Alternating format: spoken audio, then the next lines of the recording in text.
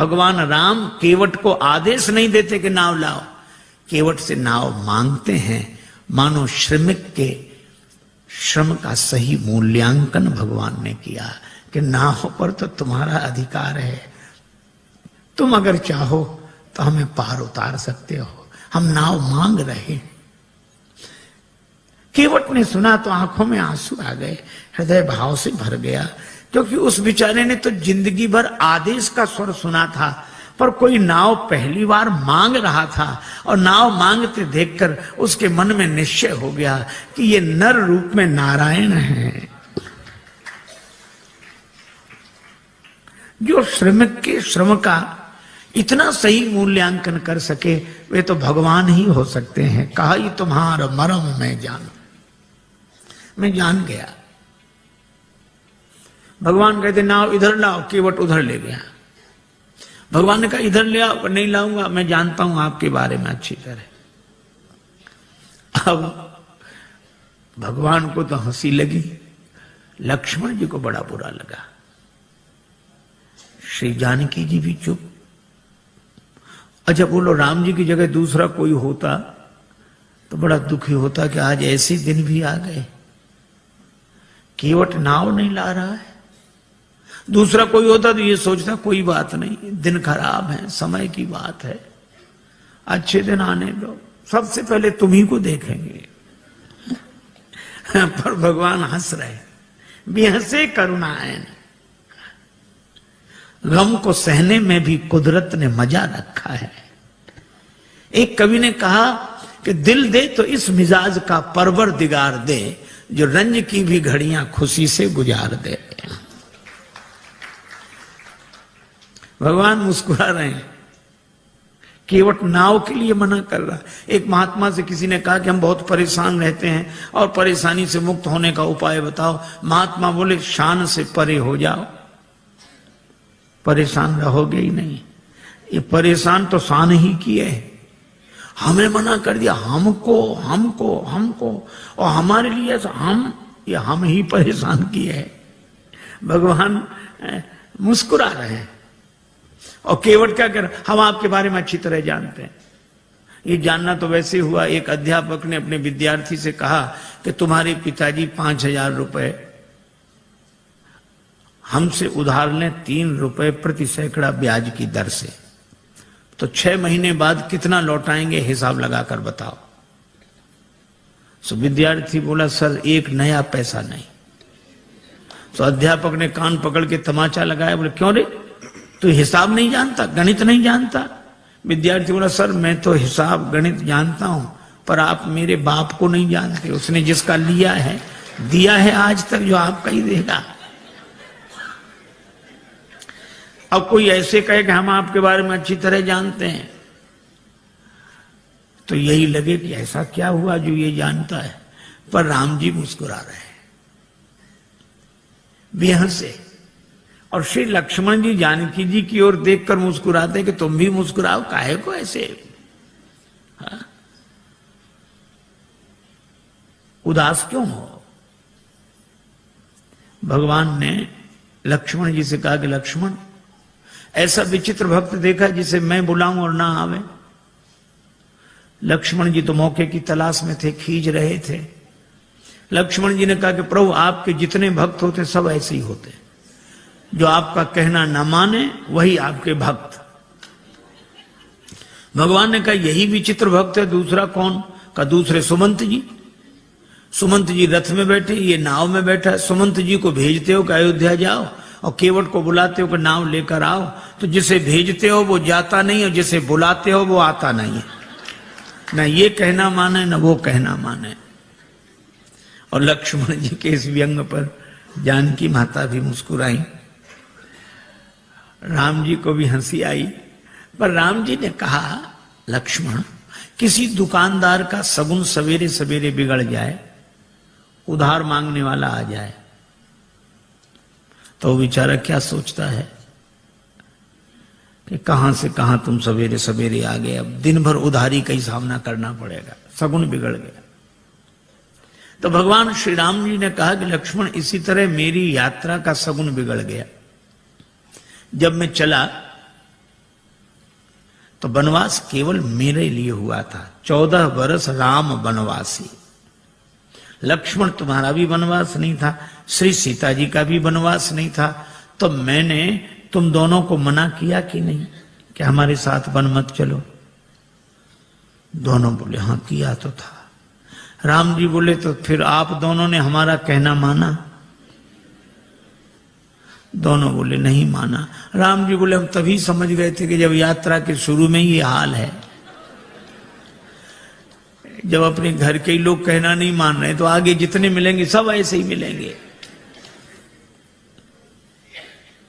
पर भगवान ने कहा कि श्री लक्ष्मण और श्री जानकी जी से कि आप दोनों ने कहना इसलिए नहीं माना क्योंकि मेरे प्रति प्रेम है, प्रेम के कारण कहना नहीं माना।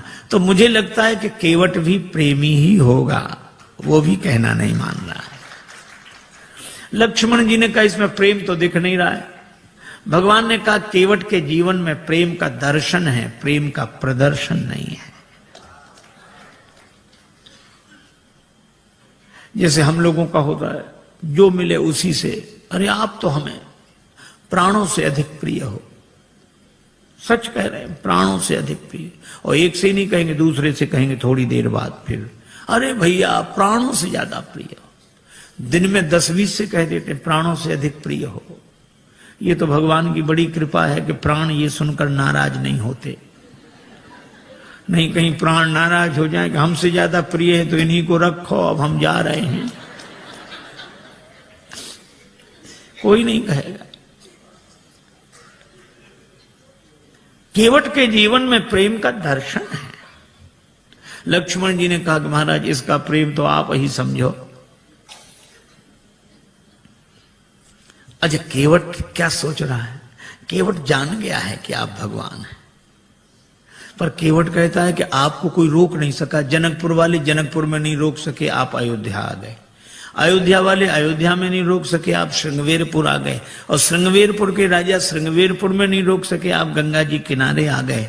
और अगर मैं भी आपको नाव में बिठाकर पार कर दूंगा तो फिर मेरी भी क्या हिम्मत जो मैं आपको रोक लूं। तो उपाय यही अच्छा है, ना नाव लाऊंगा ना पार करूंगा, अपने आप रुके रहोगे। कहा तुम्हारा मरम मैं जाना।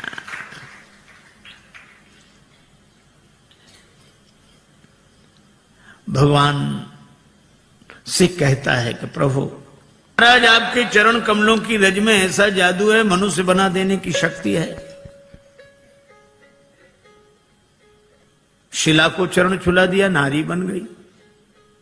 भगवान ने कहा तो शिला तो पत्थर की होती, तुम्हारी नाव कोई पत्थर की है?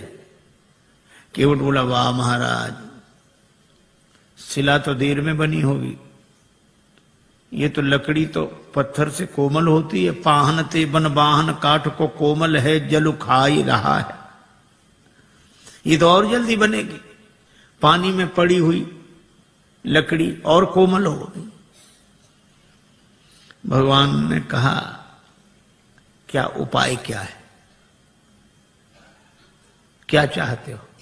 केवट बोला हम क्या चाहते हैं, आप पार जाना चाहते हो कि नहीं? भगवान बोले हमें तो जाना ही। तो फिर ये कहो आप चाहते हो पार जाना? हाँ तो जो प्रभु पार अवसिगा चाहो, मोहि पद पदुम पखारन कहो। अपने चरण कमल धोने के लिए कहो। भगवान ने कहा कि वैसे काम नहीं बनेगा। केवट बोले कैसे बनेगा? ये नाव बनेगी नारी यहां गंगा जी किनारे, और जब नारी बनेगी तो घर में बैठेगी। लेकिन जब ये घर में बैठेगी तो घर में जो पहले से बैठी है वो, उसको तो लगेगा कि नहीं कि नाव नारी बन गई, वह तो सोचेगी नाव बेचकर दूसरा विवाह करके लाया। और महाराज घरनी घर क्यों समझाई हूं जू, उसको मैं कैसे समझाऊंगा? लक्ष्मण जी ने कहा हद हो गई, भगवान को समझा रहे और पत्नी को नहीं समझा सकते। केवट बोला महाराज अपने अपने अनुभव की बात है, भगवान को समझाना आसान है, बहुत कठिन है। राम जी खूब हंसे। लक्ष्मण जी भी हंस रहे हैं केवट की इन अटपटी बातों पर। भगवान बोले तो और कोई उपाय? एक उपाय है। क्या? यही घाट ते थोड़िक दूरी है, कटिलों जल था दिखाई हो जो। थोड़ी दूरी पर कमर तक जल है, आराम से निकल जाओ। भगवान बोले वही ठीक, बताओ। केवट बोला वाह महाराज, अभी सवेरा हुआ है, यात्रियों का आना जाना शुरू हुआ है, हम आपको वो जगह बताने जाएं सब देख लेंगे, हमारी नाव में कौन बैठेगा, रोजी रोटी का सवाल है, ऐसा नहीं। तो फिर आप दिन भर रुको, जब सूर्यास्त हो जाएगा सब लोगों का आना जाना बंद होगा, मैं जाके बता दूंगा, फिर रात को निकल जाना, चाहे सवेरे निकल जाना। भगवान बोले लक्ष्मण चरण धुलाना ही ठीक है, यहां कहां रुकेंगे। केवट कहता है कि चरण धोने के लिए कहो। पात भरी सहरी सकल सुत बारे बारे, केवट की जाति कछु वेद ना पढ़ाई हो। पूरो परिवार मेरो याही लाग राजा जू हो, वित्तहीन कैसे दूसरी गढ़ाई हो। अगर ये नाव नारी बन गई तो फिर यह भी तो सोचो महाराज, कर पूरे परिवार का पालन इसी नाव से होता है, तो परिवार का पालन करने वाला साधन तो चला जाए और घर का एक सदस्य और बढ़ जाए। महाराज कृपा करो आप तो। अच्छा, अब इसमें एक बड़ा तात्विक संकेत है। केवट कहता है कि नाव नारी न बने। हम लोग भी व्यवहार का काम करते हैं, दुकान चलाते हैं, व्यापार करते हैं, पैसा लेते हैं, देते हैं। श्री तुलसीदास जी कहते हैं सब करो, कोई बात नहीं। केवट भी यही करता है, धंधा करता है, यात्रियों को बिठाता है, उस पार ले जाता है, पैसा लेता है। लेकिन इस केवट की सबसे बड़ी विशेषता एक है कि यह नाव तो चलाता है, लेकिन नाव गंगा जी में चलाता है। और गंगा जी क्या है? का राम भक्ति जहां सुरसरी धारा। इसी तरह हम दुकान व्यापार आदि सब करें, लेकिन भक्ति की भाव धारा से जुड़कर करें। यही केवट प्रसंग का संकेत है। भगवान ने कहा अगर तुम्हारी नाव नारी बन गई तो पार करने वाली खुद पार हो जाएगी, जड़त्व से मुक्त हो जाएगी। केवट बोला सो तो ठीक है, लेकिन नाव नारी बनेगी तो घर में बैठेगी। और इसका अर्थ कि मेरी बुद्धि अगर चैतन्य हो गई तो आत्मन्यो आत्मना तुष्टा के भाव से घर में बैठेगी, तो भक्ति की गंगा जी तो छूट जाएंगी। प्रभु मैं ऐसी मुक्ति नहीं चाहता जो भक्ति की गंगा जी से दूर कर दे। वह नहीं बंधन की जो अज्ञानता से बांध ले मन, और फिर सहसा कभी भी टूट सकता हो अकारण। मुक्ति छू पाए न जिसको मैं उसे बंधन कहूंगा, जो मरण को जन्म समझे मैं उसे जीवन कहूंगा। महाराज मुझे मुक्ति नहीं चाहिए, और आपके चरणों की रज मुक्त कर देने वाली है, तो इस मुक्त कर देने वाली धूल को ही धो डालूंगा। काहे से धोगे? गंगा जल से। और कितना बढ़िया संकेत है कि इस मुक्त करने वाली रज अर्थात रजोगुण जन्य कामना को भक्ति के भाव जल से धो डालूंगा। मुक्ति नहीं चाहिए, सगुण उपासक मोक्ष न लें। भगवान ने कहा तो फिर धो लो चरण, क्या दिक्कत है? केवट बोला ऐसे नहीं धोऊंगा, कहोगे तब धोऊंगा। मोहि पद पदुम पखारन कहाहू, कहो। श्री राम जी ने कहा कि काहे को इतनी जिद कर रहे हो? अरे बहुत लोगों ने हमारे चरण हमसे बिना पूछे धो लिए, हमने मना थोड़े ही किया। तुम भी धोगे तो मना थोड़े ही करेंगे, पर कहलाते क्यों हो? और फिर हमको संकोच होता, हम कैसे कहेंगे हमारे चरण धो लो? अरे किसी श्रद्धे के प्रति किसी की श्रद्धा है तो चरण छू ले, पर ऐसा कौन श्रद्धे होगा जो अपने चरण फैला कह के चलो छुओ? ऐसा तो वही कह सकता है जिसका शर्म से कोई संबंध ना हो। अब भगवान कैसे कह देंगे हमारे चरण धो? और केवट कहता कहोगे तभी धोएंगे। तो भगवान ने कहा कि बिना पूछे धो लो। बहुतों ने धो लिए। केवट ने कहा सुनो महाराज, जिन्होंने बिना पूछे आपके चरण धो लिए उनकी अपनी गरज रही होगी, उन्हें भवसागर से पार जाना होगा, इसलिए उन्होंने आपके चरण आपसे बिना पूछे धो लिए। लेकिन यहां गरज मेरी नहीं, यहां गरज आपकी है। मुझे पार नहीं जाना, पार आपको जाना है। इसलिए अगर पार जाना हो तो कहो कि हमारे चरण धोकर हमें पार कर दो। भगवान मुस्कुराए कि केवट सब कुछ पाए ले रहा है, पर इतना चतुर है एहसान रत्ती पर नहीं।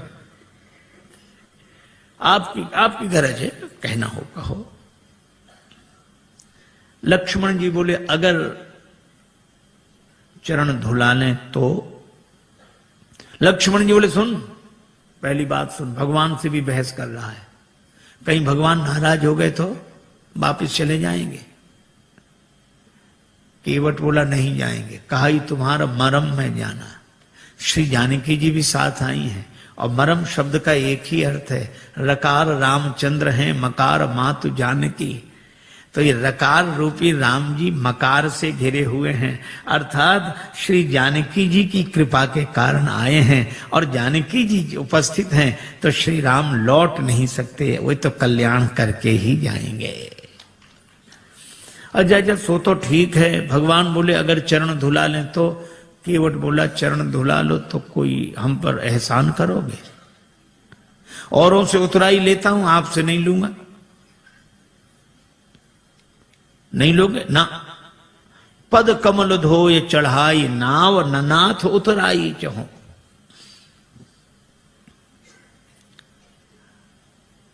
केवट का बेटा खड़ा था, बोले पिताजी ठहरो ठहरो ठहरो, इन्हें नाव में बिठाना ही मत। क्यों? चरण धो लेंगे, फिर क्या कठिनाई है? चरण छुलाने से तो शिला नारी बनी थी। केवट का बेटा बोला इनके हाथों से भी खतरा है। चरण इन्होंने शिला को छुलाए थे, हाथ इन्होंने धनुष को छुलाए थे। छुअत ही टूट पिनाक पुराना। अगर चरण छुलाने से नाव के नारी बनने का डर है तो हाथ छुलाने से नाव धनुष की तरह टूट जाएगी। इनको किसी भी दशा में बिठा लो ही मत ना। लक्ष्मण जी ने सुना कि केवट है सो है, बेटा और गजब। पर केवट बोला नहीं नहीं, चरण धुला लेंगे बस। भगवान से केवट कहता है उतराई नहीं लूंगा। भगवान ने कहा उतराई क्यों नहीं लोगे? केवट बोला आपके पास देने को होगा क्या? बनवासी बने घूम रहे हो। तो जो बात आप बाद में कहोगे तो हम पहले ही कहे दे रहे हैं कि उतराई नहीं लेंगे। अच्छा नहीं लोगे उतराई, इसका प्रमाण क्या है, सबूत क्या है? केवट बोला मोहे राम रावरी आन दशरथ शपथ सब सांची कहो। राम जी आपकी सौगंध, महाराज दशरथ की सौगंध, सही सही कह रहा हूं। श्री लक्ष्मण जी को लगा कि भगवान ने शीलवश जितनी ढील इसे दे दी है, अब ये कोई बोलने का ढंग है कि हमारी बात बिल्कुल सही है, आपकी कसम, आपके बाप की कसम। बोलने में तो ऐसे ही लग रहा है, पर केवट ऐसे बोल नहीं रहा था। बोल नहीं रहा था, बोल नहीं पा रहा था। वो कह रहा था मैं आपकी सौगंध ऐसे कर रहा हूं जैसे दशरथ शपथ, भीष्म प्रतिज्ञा, बलिदान, इसी तरह ये शब्द है दशरथ शपथ। दशरथ शपथ की तरह मैं आपकी सौगंध कर रहा हूं। लेकिन बेचारा बोल नहीं पाया। लक्ष्मण जी को लगा कि अच्छा, धनुष पर बाण चढ़ाया, तैयार हो जा मरने के लिए। पर केवट उसी तरह बोला, बाण को देख, हाँ चलाओ चलाओ बाण, मार दो मार दो, मेरा परम सौभाग्य है, मारो तो बाण। लक्ष्मण जी को लगा ये मौत से भी नहीं डरता, तो इसको डराने का उपाय क्या है? तेरा परम सौभाग्य कैसे? केवट बोला अभी थोड़ा ही पता लगेगा, मर जाऊंगा फिर जांच होगी, उस जांच में मैं बड़ा सौभाग्यशाली माना जाऊंगा। क्यों? मरूंगा हाथ से किसके, जो श्री रघुवीर का प्यारा है। राम जी के भक्त के हाथों मरूं, और मरूंगा किस जगह, जहां निर्मल गंगा की धारा है, जहां गंगा जी बह रही हूं। और मरूंगा सामने किसके, कि जिनका दास होता हूं, राम जी का भक्त हूं, राम जी के सामने मर रहा हूं। और मरूंगा किस खता पर, पांव करुणा निधि के धोता हूं। चरण धो रहा हूं। अगर इन पद पंकजों पर प्राण खो जाएगा केवट, तो मरकर भी जमाने में अमर हो जाएगा केवट। फिर क्यों ऐसा समय श्रीमान जाने दूं, न क्यों जाने की जीवन के सन्मुख जान जाने दूं। तैयार हूं, बाण मारो।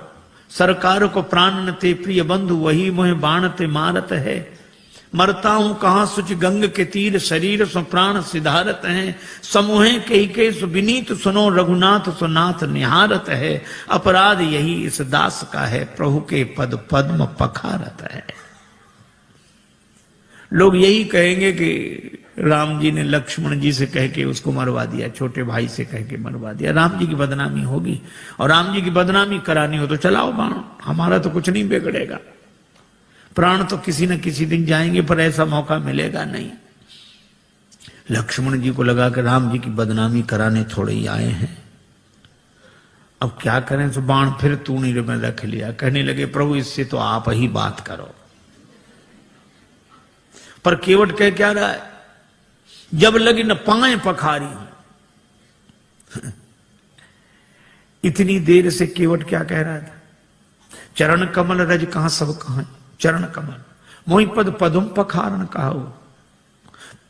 पद कमल धोए चढ़ाई नाव, पद कमल पद पद्म चरण कमल। और जब लक्ष्मण जी ने बाण चढ़ाया तो वो भी आवेश में बोला, जब लग न पाए पखारी हूं। भूल गया चरण कमल पद पद्म पद कमल पाए। जो स्वाभाविक होता है वो ऐसे अवसर पर निकल पड़ता है। एक आदमी किसी गांव में गया, वो गांव वालों से पूछता, क्यों भैया ये गांव रामपुरा है? तो गांव के लोग, बुंदेलखंड की घटना, ये रामपुरा है? तो गांव वाले कहें हाओ। अब वो समझे नहीं कि हाओ है कि रामपुरा। फिर दूसरे से पूछा, भैया रामपुरा हाओ। तीसरे से पूछा, रामपुरा हाओ।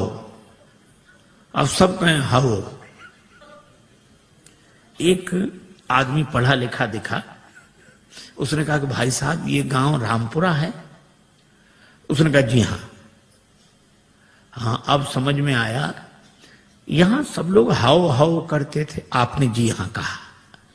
तो वो बोला कि जो बिना पढ़े लिखे लोग हैं वे हाओ हाओ करते हैं, और जो पढ़े लिखे हैं वे जी हां ऐसे बोलते हैं। अच्छा, तो आप तो पढ़े लिखे होंगे? तो बोला हाओ। अब जो स्वाभाविक था सो निकल गया।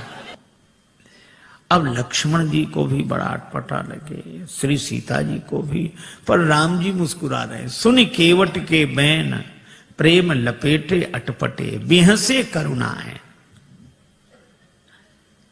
भगवान हंसते हैं। बात भले ही अटपटी हो पर प्रेम में लिपटी हो तो परमात्मा को प्रसन्न कर देती है। राजस्थान के एक छोटे से गांव में एक महात्मा गए, सत्संग हुआ। एक सत्संगी नित्य आते थे। एक दिन उन्होंने प्रार्थना की कि महाराज यहां से और ज्यादा इंटीरियर में हमारा छोटा सा गांव है, मां आ नहीं सकती, उनको दर्शन देने चलो। महात्मा ने कहा ठीक चलते हैं। एक दिन गए, उस व्यक्ति ने मां से कहा कि मां महात्मा आए प्रणाम कर। तो बुढ़िया श्रद्धालु तो थी, लेकिन अपने टूटी फूटी मारवाड़ी बोली में बोली, गोरुजी थारे खुर छू। अब एक तो गुरुजी को गोरूजी कह रही थी और चरणों को खुर। महात्मा को बड़ा अटपटा लगा। वे तो रोज चरण कमल सुनते थे, अब चरण भी कहती तो ठीक, पांव भी कहती तो ठीक, खुर। खुर तो पशुओं के होते हैं। तो महात्मा उसे प्रेम से समझाने लगे, माता जी ऐसे बोलती हो महात्माओं से, नरक जाओगी नरक। बुढ़िया इतनी सरल थी, वो ये भी नहीं जानती थी कि नरक क्या होता। उसने उसको लगा कि महात्मा आशीर्वाद दे रहे। सो हाथ जोड़ के कहने लगी, महाराज हमारा कहां भाग्य जो नरक जाए, नरक तो आप जैसे महापुरुषों को मिले हैं प्रभु। महात्मा खिलखिला के हंसने लगे। अरे ऐसी सरलता पर महात्मा क्या परमात्मा प्रसन्न हो जाते हैं।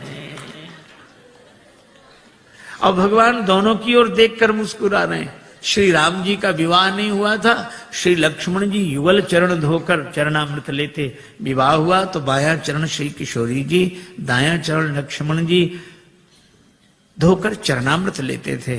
पर आज केवट न दायां की बात करा न बाएं की, मोहि पद पदुम पखारन कहो। तो भगवान मुस्कुरा कर देखते हैं कि तुम दोनों का अधिकार जा रहा है, बेहसे करुणायन। और केवट की मांग की चौपाई एक ही, बहाने से भी बात नहीं बनी। एक के घर मेहमान आया, जाने का नाम ना ले, दोपहर का तो भोजन करा दिया, वो इतना कृपण कि शाम का भोजन न कराए, लेकिन मना कैसे करे। बेटे से बोला मेहमान के पास जब बैठे हो तब आकर पूछना शाम के भोजन के लिए। बेटे ने कहा पिताजी शाम को भोजन क्या बने। तो पिता मेहमान के बगल में बैठा था, पिता कहने लगे शाम को फिर भोजन, अभी मेहमान के साथ तो हमने भोजन किया ही था, अब शाम को फिर भोजन करें, हम कोई राक्षस हैं? मेहमान से पूछ लो, मतलब मेहमान भोजन करे तो राक्षस। बेचारे मेहमान ने भी कह दिया कि नहीं ठीक है, हो गया। बहाने में लोग बड़े चतुर। एक महात्मा किसी वृद्धा माता के यहां भोजन को गए, मैया ने सब भोजन परोस दिया, पंखा लेके बैठ गई, थाली में पीछे पापड़ रखे थे, पापड़ परोसना भूल गई। अब महात्मा का मन पापड़ पे जाए बार बार। मन का ये स्वभाव है, जो करोड़ों की चीज मिली हो तो उसे 2 कौड़ी की लगती है, 2 कौड़ी की चीज ना मिले तो करोड़ों की लगती है। उधर ही देखे, लेकिन मांगने में शर्म भी लगे और बुढ़िया को याद ना आवे। सो महात्मा बोले मैया भगवान की बड़ी कृपा, आज जो आपका दर्शन हो गया। क्यों? रास्ते में बड़ा लंबा सांप मिला। सांप? हाँ, लंबा था बहुत। कितना लंबा महाराज? यहां से वो पापड़ की थाली रखी। बुढ़िया बोले अरे महाराज पापड़ परोसना तो मैं भूल ही गई। महात्मा बोले हम तो बता रहे थे कि सांप कितना लंबा था। तो कई बार बहाने से भी बात बन जाती, युक्ति से बना लेना चाहिए, लेकिन कई बार बहाने से भी बात नहीं बनती। एक के घर मेहमान आए जाए नहीं, और बेचारा घर वाला संकोची कुछ कहे नहीं। 5-7 दिन हो गए। एक दिन पति पत्नी से बोला कि देवी ये मेहमान तो जाता ही नहीं, कोई उपाय। पत्नी बोली और खिलाओ पिलाओ और सम्मान करो, काहे को जाएगा वो। देखो देखो ये व्यंग मत करो, तो उपाय बताओ। पत्नी बोली उपाय तो है 3 मर्ज, उपाय 1, बुखार हो जुखाम हो मेहमान हो, ज्वर जुखाम और पाहुना, ज्वर जुखाम और पाहुना इनका एक उपाय, लंघन दे दो तान के फिर न वापस आए। लंघन दे दो बुखार नहीं आएगा, लंघन दे दो जुकाम नहीं आएगा, लंघन दे दो मेहमान नहीं आएगा।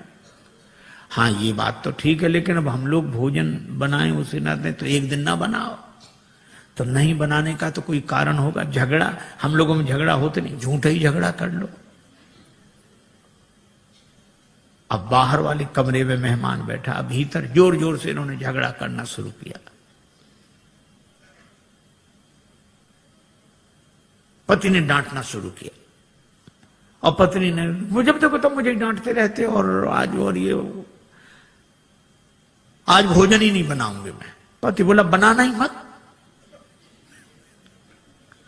मैं कोई मर नहीं जाऊंगा एक दिन भूखे। अब जो झगड़ा शुरू हुआ, और मेहमान ने सुना कि आज इन्हीं को नहीं मिल रहा है, तो उसने अपना थैला उठाया गया। पत्नी ने देखा कि गया, पति ने देखा गया। सो पति बोला आप काहे को रो रही हो, हमने कोई सच्चा डांटा था, हमने तो झूठा डांटा था। सो पत्नी मुस्कुरा कर बोली मैं कोई सचमुच रो रही हूं, मैं तो झूठे ही रो रही हूं। लेकिन आश्चर्य, तब तक मेहमान भीतर, हम कोई सच्चे गए थे, हम भी तो झूठ ही गए थे। कई बार प्रयास करने पर भी काम नहीं बनता। भगवान ने बड़ा प्रयास किया, पर केवट बोला साफ साफ कहो, प्रबंध हो लो। प्रेम पराधीन प्रभु की यह अभय वाणी सुनकर केवट गया, कठौते में जल भर लाया। आहा, उस दृश्य को आप देखें। कठौता एक और रख दिया, बाईं हथेली आगे बढ़ाई, श्री राघवेंद्र का दायां चरण रखा और कठौते से जल छोड़ दिया, लगा धोने। मन में तो यही भाव है कि वही चरण जिन चरणन ते निकसी सुरसरी, बड़े भाव से चरण धो रहा, लेकिन पता नहीं लगने दे रहा। श्री लक्ष्मण जी ने कहा कि अच्छा केवट, बड़े भाव के कारण चरण धो रहे हो? केवट बोला नहीं नहीं सरकार, हम तो नाव के कारण चरण धो रहे हैं, भाव के कारण नहीं। भगवान एक पांव से खड़े हैं, केवट बैठा, देवता भी आश्चर्य कर रहे हैं कि ऐसे भक्त तो देखे जो भगवान के सामने एक पांव से खड़े रहे, पर ऐसा भक्त नहीं देखा जिसके सामने भगवान ही एक पांव से खड़े रहे। बड़ी देर हो गई, भगवान ने कहा केवट चरण धुल गए? केवट बोला हाँ महाराज धुला तो, लेकिन तब तक भगवान ने चरण नीचे रख दिया। केवट बोला गड़बड़ी कर दी, चरण गीला था, पहुंच तो लेने देते मेरी इस फटी दुपटी से, आपने पहुंचने नहीं दिया, गीला चरण धरती में रखा, धूल लग गई, दोबारा धोना पड़ेगा। लक्ष्मण जी बोले हो चुके पार, चरण तो गीला रहेगा ही, इसमें धूल लगे इसे धुलाओ, उसमें लगे तो उसे धुलाओ, पर चरण ही धुलाते रहो, कभी दायां कभी बायां कभी। भगवान ने कहा रुको रुको, केवट से पूछने दो। केवट हम कब तक ऐसे ही खड़े रहे? केवट बोला सुनो सरकार, गौतम तीय तारण अधम उदाहरण है, प्रेम से पगों को पखारन मोह दीजिए, और धोए चरण को बिनु पहुंचे धरनी में धरो, लागी रज फेर भ्रम दुगुन ना कीजिए। दोबारा मेरे भ्रम को उत्पन्न न करें। और रेखन में जड़े कण केते देख देख धोऊं। भगवान बोले हम एक पांव से कब तक खड़े रहें? आप एक पगते खड़े याते न खीजिए। जिन विचार जो एक ही पांव होता वे भी तो किसी का सहारा लेकर खड़े रहते हैं, वृक्ष का, डाली का, किसी आदमी का, लाठी का। भगवान बोले यहां कोई सहारा हो तो बताओ। केवट बोला है, चाहो अवलंब तो विनीत जू, विलंब बिनु नाथ मेरे माथ पे सो हाथ धर लीजिए। भगवान कहते हैं कि देखो कैसी चतुराई है। लोग कहते हैं हमें सहारा मिल जाएगा अगर हमारे माथे पे हाथ रख दोगे, पर केवट कहता हमें नहीं, अगर आपको सहारा चाहिए तो हमारे माथे पे हाथ रखो। भगवान ने केवट के माथे पर हाथ रखा तो बरस सुमन सुर सकल सिहाही, यही सम पुण्य पुंज को नहीं। चरण धुले। भगवान ने कहा भैया चरण तो धुल गए, हाँ तो अब पार करो। केवट बोला अभी नहीं, आपके लिए घाट का नियम थोड़ा ही तोड़ दूंगा। नियम क्या है? जो पहले आते हैं उन्हें पहले पार करता हूं, बाद वालों को बाद में। भगवान ने कहा तो हम ही तो आए यहां पहले, और पहले से कौन है जो पार ना होगा हो?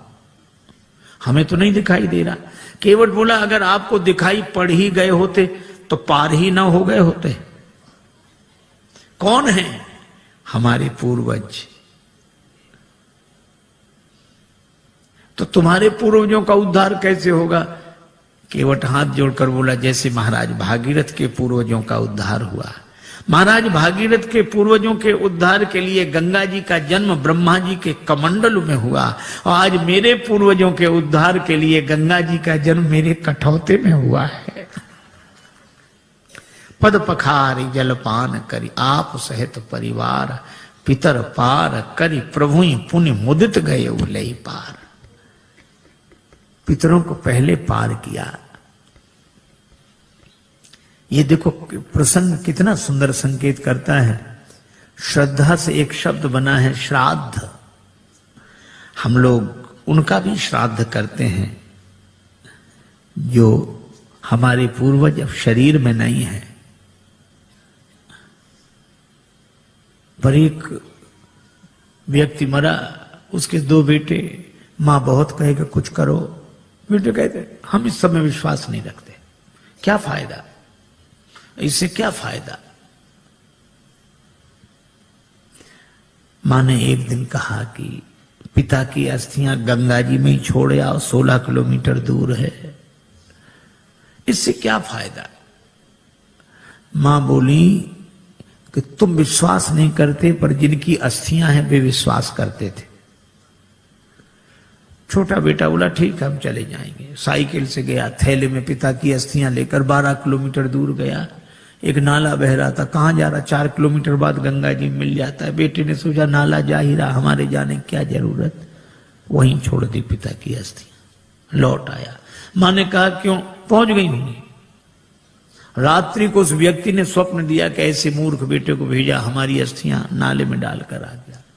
मां ने बेटे को बुलाकर डांटा, क्यों रे पिता की अस्थियां नाले में डाल आया। बेटा बोला तुमसे किसने कहा, तुम्हारे पिताजी आए थे रात को सपना देने। तो भी उसने अपनी गलती स्वीकार नहीं की। बोला पिताजी का तो जिंदगी भर दिमाग खराब रहा, मरने के बाद भी पागलपन गया नहीं है। मां ने डांट कर कहा क्या पागलपन है। बेटा बोला 12 किलोमीटर इधर लौटकर सपना देने तो आ सकते थे, 4 किलोमीटर उधर नहीं जा सकते थे। यह हाल है। आज रक्त के संबंधों का पहले जैसा अर्थ नहीं है। आज रक्त के संबंधों का पहले जैसा अर्थ नहीं है। तर्पण भी मिल ही जाएगा, ऐसी भी कोई शर्त नहीं है। लेकिन केवट का प्रसंग हमें सिखाता है, पितर पार करी प्रभु पुण्य मुदित गये लई पार। और भगवान के चरण कमलों को देखकर गंगा जी भी हर्षित हैं। इन्हें तज ब्रह्म कमंडल में अटकी रही भटकी शिवशीष वर्ष केते बिताए हैं। और जो चरण छूट गए थे केवट ने वही चरण फिर आ मिलाए हैं। केवट ने भगवान को नाव में बिठाया। अब कह रहा है गंगा जी की बालुका में पहले श्री सीता जी, फिर श्री राम जी, फिर निखात राज गुह, फिर श्री लक्ष्मण जी। केवट ने उतरकर दंडवत किया, चरण पकड़े। लक्ष्मण जी बोले वाह, उस तरफ तो अकड़ रहे थे, इधर तो चरण पकड़ रहे। केवट ने कहा वो तो घाट घाट का तरीका है, उधर पार नहीं किया था तो अकड़ कर रोक सकते थे, अब तो पार कर दिया तो चरण पकड़ कर ही रोक सकते हैं। पर भगवान को लगा कि इसे कुछ दिया नहीं। लक्ष्मण जी बोले क्या बात है प्रभु। राम जी बोले इसे कुछ दिया नहीं। अरे और क्या देंगे। कठिनता से चरण धोकर मिले कुछ बिंदु विधि हर को, वो चरणामृत स्वयं केवट के घर जाकर लुटाते हैं। ब्रह्मा जी को जो अवसर मिला, शंकर जी को और जनक जी ने जो अवसर पाया, ये केवट को भी वही मौका मिला। और क्या दोगे। भगवान बोले धीरे बोलो लक्ष्मण ने, उतराई की कौन कहे, चरण धुलाई भी देनी पड़ेगी। चरण भी तो हमने अपने मतलब से ही धुलाए थे। लेकिन दें क्या, कुछ है नहीं। कितना अद्भुत है यह प्रसंग। श्री जानकी जी प्रिय ही की सी जान निहारी, मन मुंदरी मन मुदित उतारी। मन मुद्रिका उतार कर प्रभु को दी, आप दे दो उतराई। राम जी सोच रहे हैं कि हमारे हाथ में कुछ है नहीं, केवट को दें क्या। पर श्री जानकी जी ने मन में सोचा और कहा कि प्रभु, मन ही मन कहा कि प्रभु आपके उस हाथ में नहीं, इस हाथ में तो है। श्री राम जी ने कहा कि तुम्हारा हाथ मेरा हाथ कब से हो गया। श्री जानकी जी ने कहा कि प्रभु जब से मेरे पिता ने मेरा हाथ आपके हाथ में दे दिया, उस दिन से मेरा हाथ आपका हाथ हो गया। उतार कर अंगूठी दी। यह आदर्श दाम्पत्य प्रेम का अनुपम उदाहरण। आप कल्पना करो, आज की परिस्थिति में अगर ऐसा होता, कोई घर छोड़कर वन में होता और साथ में पत्नी होती और उसे कुछ देना होता, बेचारे पति को ही कहना पड़ता कि वो ऐसा है, वो पत्नी के हाँ बोलो क्या बात, बोलो बोलो क्या ये अंगूठी। पत्नी क्या कहती, अपना तो सब बर्बाद कर ही बैठे, ऐसा स्वभाव।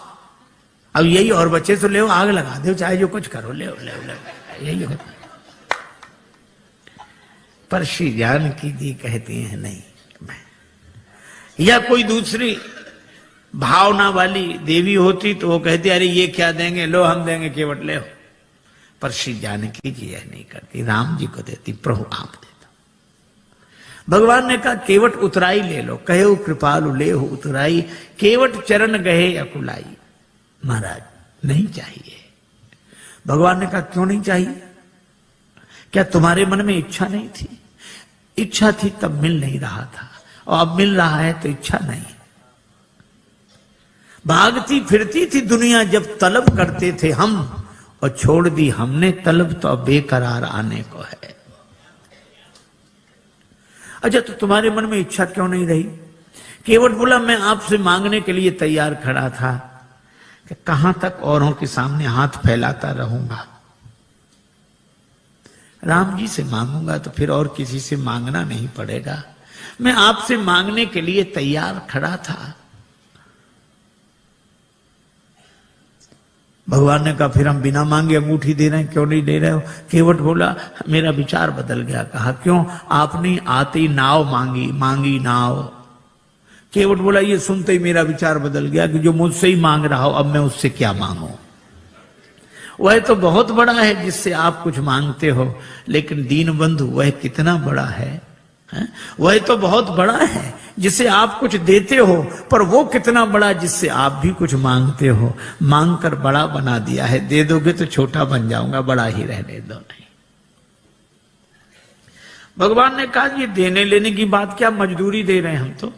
केवट ने कहा मजदूरी हम उनसे लेते हैं जिन्हें हम पार करते हैं, जिन्हें हम पार करते हैं उनसे मजदूरी लेते हैं।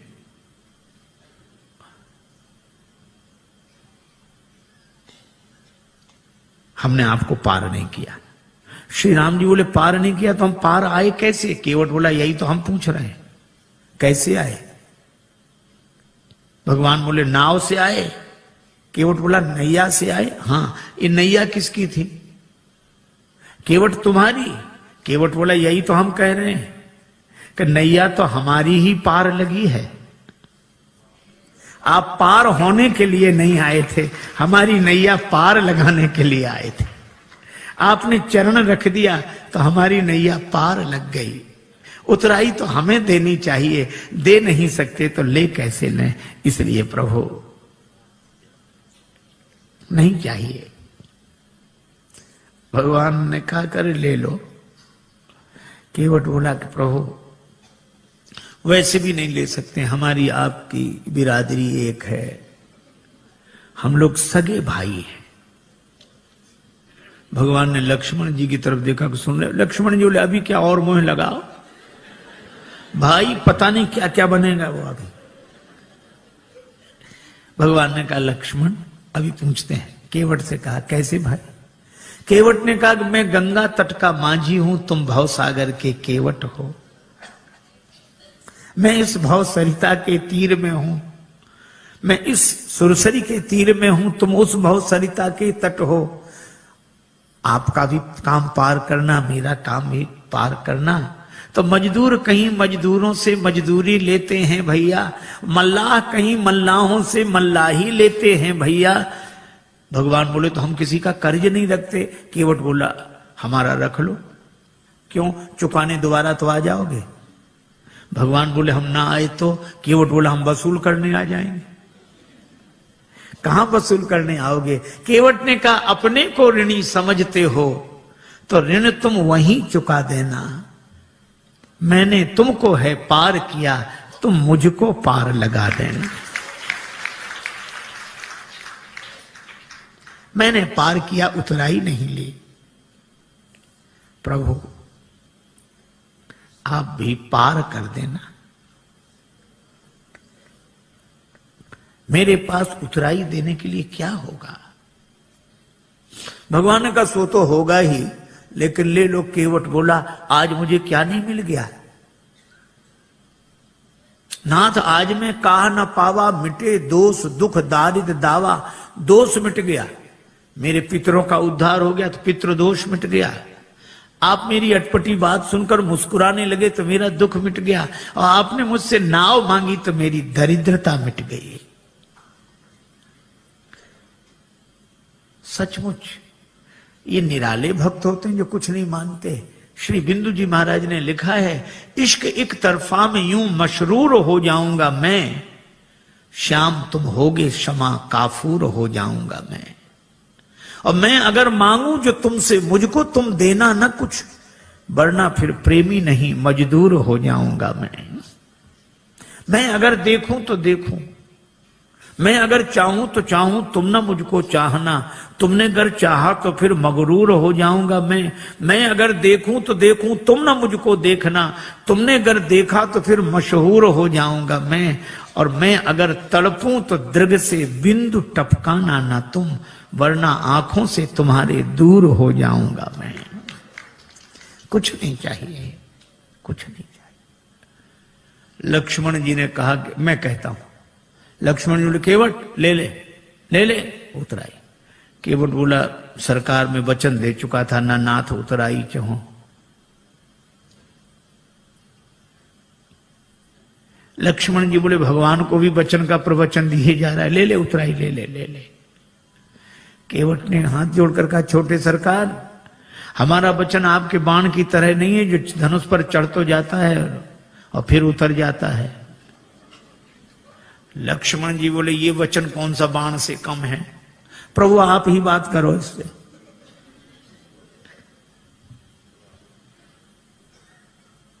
श्री जानकी जी ने कहा कि प्रभु हमारी ओर से कह दे। बहुत कीन प्रभु लखन सिय। श्री जानकी जी की ओर से राम जी ने कहा कि केवट उतराई ले लो। श्री किशोरी जी की अंगूठी है उनकी ओर से। अब तो हंसते रहने वाला, हंसाते रहने वाला केवट भावुक हो गया, नेत्र भर आए, हाथ जोड़कर बोला प्रभु मैंने आपको पार बाद में किया है, पहले आपके चरण धोए और मुझसे पहले भी आपके चरण किसी ने धोए थे, महाराज जनक ने। और महाराज जनक ने आपके चरण धोकर अपनी बेटी जानकी आपको अर्पित कर दी। मैं कैसा चरण धोने वाला जो उसी बेटी की अंगूठी उतराई में ले लूं? मैं दे नहीं सकता तो ले कैसे लूं? केवट के आंसू भर आए और श्री जानकी जी को गंगा जी किनारे भी अपनी मिथिला याद आ गई। भगवान ने कहा केवट तुम कुछ नहीं लेते तो मुझे दे दो। प्रभु आपको क्या दूं? मुझे आज्ञा दो तो मैं जाऊं आगे।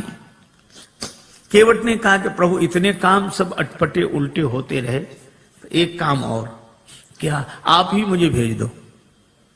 क्यों? ताकि मुझे ये लगे कि भगवान मेरे घाट पर है, कहीं नहीं गए हैं, मैं इसी भाव में डूबा रहूं। और फिरती बारनाथ जो देवा, सो प्रसाद में सिर धरी लेवा। बहुत कीन प्रभु लखन सिय, नहीं कछु केवट ले, विदा कीन करुणा यतन भगति विमल बर दे।